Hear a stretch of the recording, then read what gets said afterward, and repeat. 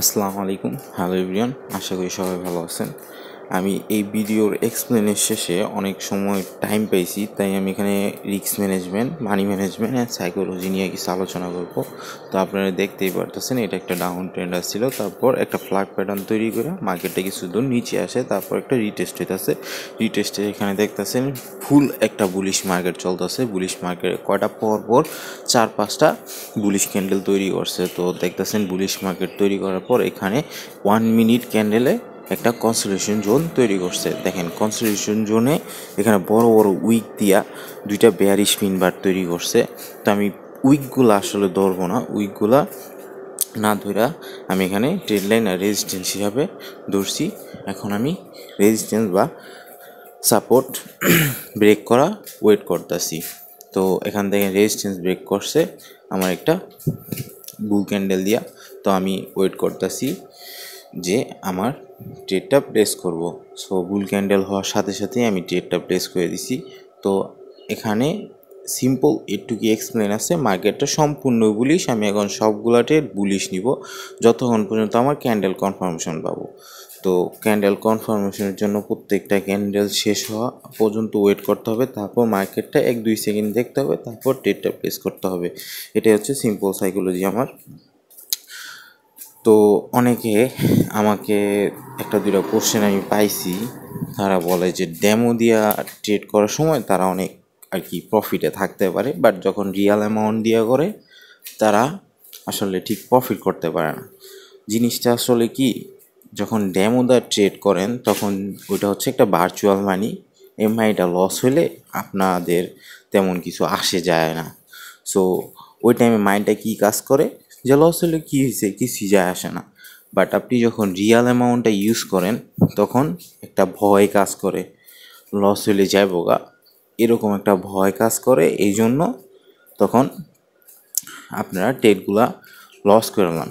তারপরেও মার্কেটের তো ওটিসি মার্কেট জানেনি ইদিয়া চলে, সিস্টেমেটিক চলে, তাই লস মাঝে মধ্যে ইচ্ছাকৃতভাবে হয়ে থাকে। এই বিষয়ে কথা বললাম না। তো এই জন্য আপনাদের করণীয় হচ্ছে, দেখেন আমি উপরে অ্যামাউন্ট হাইড করে রাখছি, আমি নিজেও জানি না আমি ডেমোদা করতেছি না রিয়াল অ্যামাউন্টটা করতেছি। আমি আগের দিন ট্রেড করার পর আমি জিনিসটা সেট করে রাখি, আজকে ডেমোদা করবো না রিয়াল অ্যামাউন্টটা করবো। তো এরকম করে রাখতে পারেন। তারপরে হচ্ছে এখানে মানি ম্যানেজমেন্ট। মানি ম্যানেজমেন্ট জিনিসটা হচ্ছে আপনার আসলে কয় ডলার আছে ওই হিসাবে ট্রেড করবেন।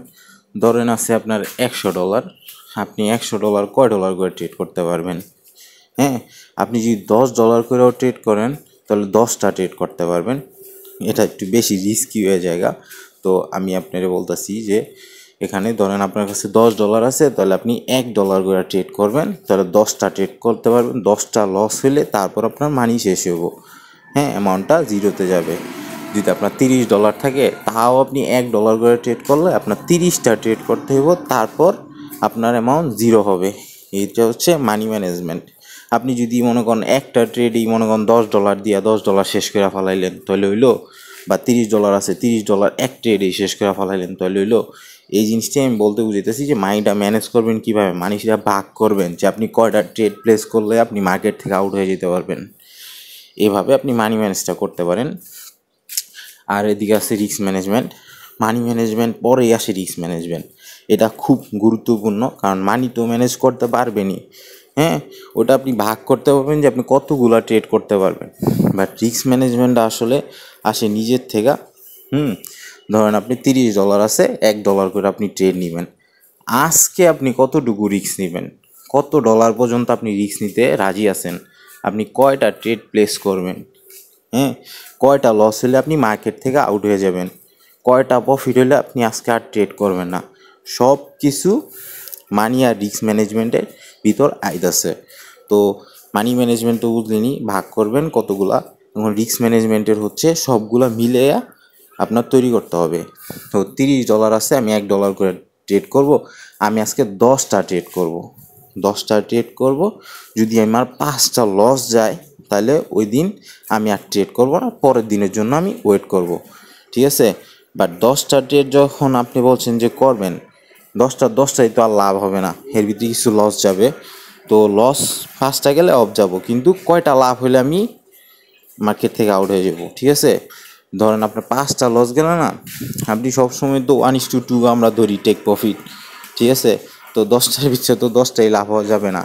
তো ধরেন 5টা লস গেল 10টার না, তো এরকম আপনি মনে করেন 2টা লস হয়েছে প্রথমে, তারপর ট্রেড করছেন 3টা 4টা লাভ হয়েছে, আবার 2টা লস হয়েছে, এরকম করতে করতে আপনি 10টা ট্রেড পর্যন্ত যাইতে পারেন। 10টা ট্রেড পর্যন্ত আপনি যাওয়ার পর আপনার 5টা লস হওয়া পর্যন্ত আপনি 10টা ট্রেড পর্যন্ত যাইবেন। ঠিক আছে, যদি 5টা লস হয়ে যায় তাহলে ডাইরেক্ট অফ হয়ে যাবেন। হ্যাঁ, এটা সম্পূর্ণ আপনার উপরে ডিপেন্ড করতেছে আপনি কয়টা ট্রেড নেবেন, ওই আন্দাজে আমি বলতেছি আর কি। আমারটা যেমন হইতেছে, আমি 3টা লস করলে আমি মনে করেন মার্কেট থেকে আউট হয়ে যাবো, আর আমার প্রফিট হইতেছে 7টার থেকে 8টা, এরকম আর কি।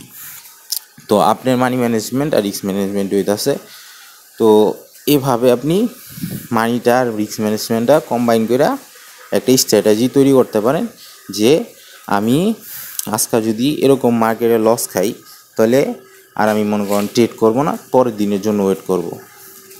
তাই আমি বলতে চাইতেছি যে মানি আর রিস্ক ম্যানেজমেন্টটা খুব গুরুত্বপূর্ণ। এই দুটো যদি আপনি ম্যানেজ করে চলতে পারেন তাহলে আপনাদের ব্যালেন্সটা জিরো হওয়ার সম্ভাবনা খুব কম। তাই দুইটা জিনিসই ম্যানেজ করে চলার চেষ্টা করেন।